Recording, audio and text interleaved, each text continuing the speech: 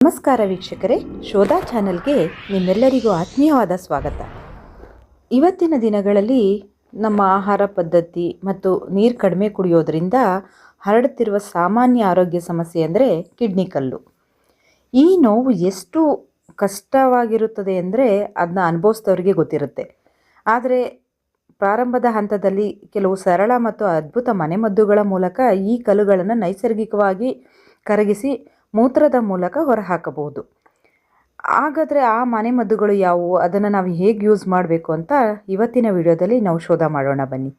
ಅದಕ್ಕೂ ಮೊದಲು ನೀವು ಇನ್ನು ನಮ್ಮ ಶೋಧ ಚಾನೆಲ್ನ ಸಬ್ಸ್ಕ್ರೈಬ್ ಮಾಡಿಲ್ಲ ಅಂದರೆ ಮೊದಲು ಸಬ್ಸ್ಕ್ರೈಬ್ ಮಾಡಿ, ಪಕ್ಕದಲ್ಲೇ ಇರೋ ಬೆಲ್ ಐಕನ್ನ ಟಚ್ ಮಾಡಿ.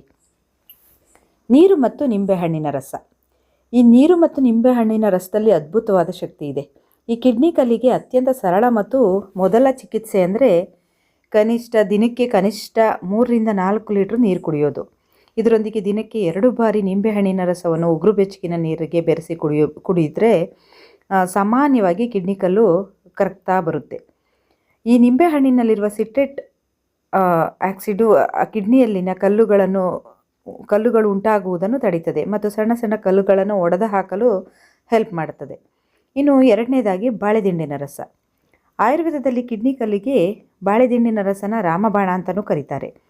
ವಾರದಲ್ಲಿ ಕನಿಷ್ಠ 2-3 ಬಾರಿ ಖಾಲಿ ಹೊಟ್ಟೆಯಲ್ಲಿ ಬಾಳೆದಿಂಡಿನ ರಸಕ್ಕೆ ಸ್ವಲ್ಪ ಜೀರಿಗೆ ಪುಡಿ ಅಥವಾ ಮಜ್ಜಿಗೆ ಸೇರಿಸಿ ಕುಡಿದರೆ ಕಿಡ್ನಿ ಕಲ್ಲು ಕ್ರಮೇಣ ಕಡಿಮೆ ಆಗುತ್ತಾ ಬರುತ್ತೆ.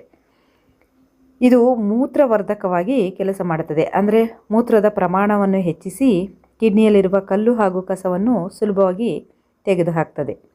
ಈ ಮೂರನೇದಾಗಿ ಕಬ್ಬಿನ ಹಾಲು ಮತ್ತು ಎಳ್ನೀರು.